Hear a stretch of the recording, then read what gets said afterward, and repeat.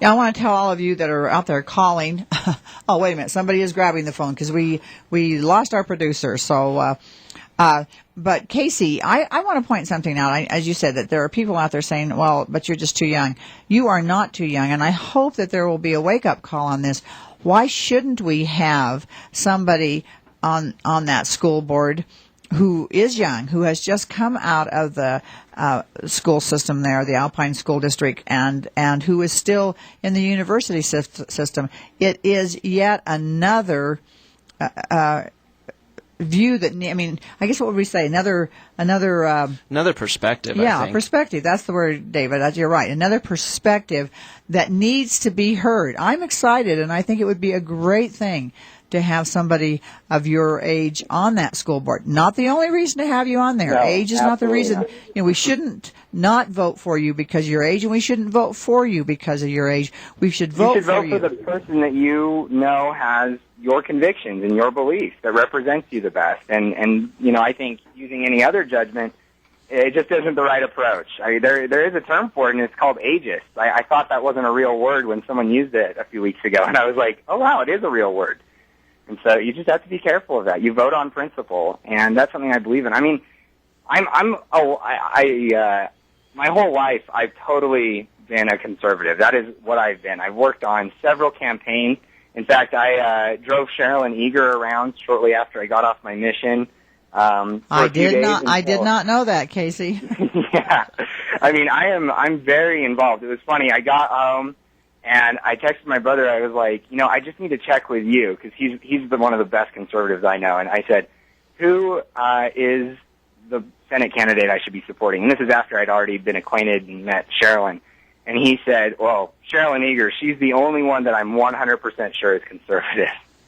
And I laughed at that. And I was like, okay, cool. I'm glad I made the right choice. So I started there.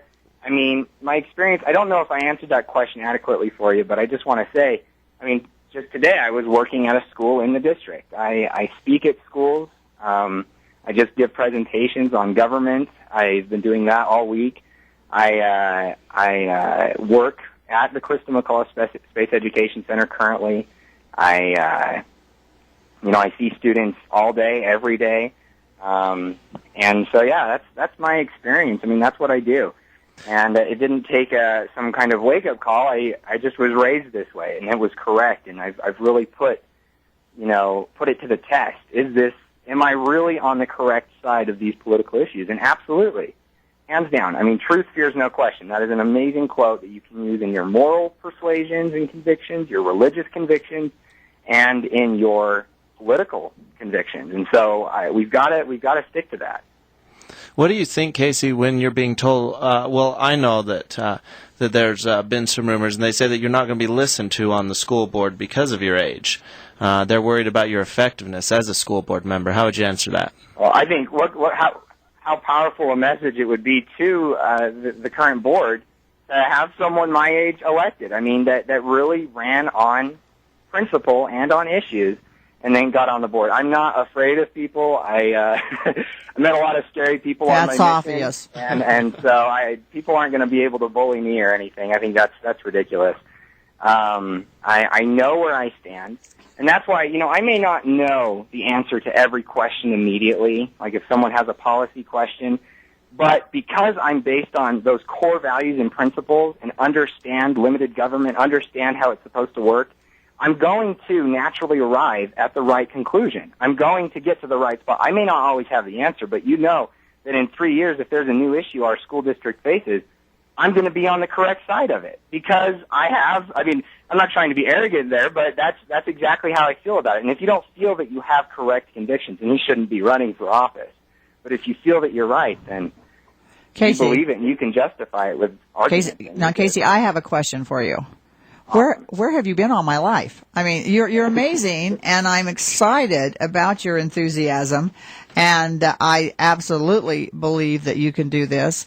And I hope the people out there listening are as excited as I am and realize that this is what we need. Somebody with correct principles who will stick to those correct principles, and even more amazing, somebody your age that, not that somebody your age has correct principles. A lot of them do.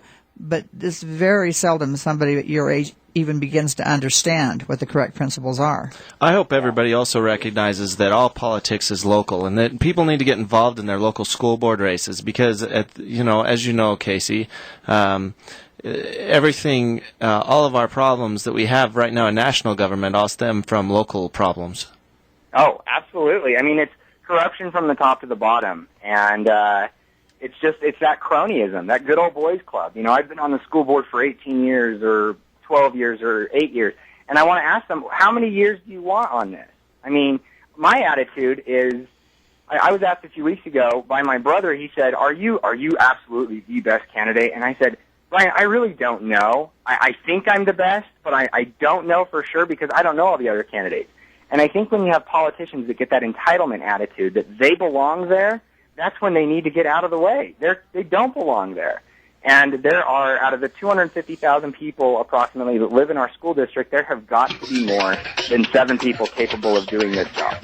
Casey, I'm sad that we're out of time, but I appreciate you being on, and I, for one, am going to start talking to people in the Alpine School District where I live and telling them about Casey. So thank you for coming, and we'll have you on again in the future. And thank you, David, for joining me today. Thanks, Gayle, for the opportunity. AM 630 KTKK.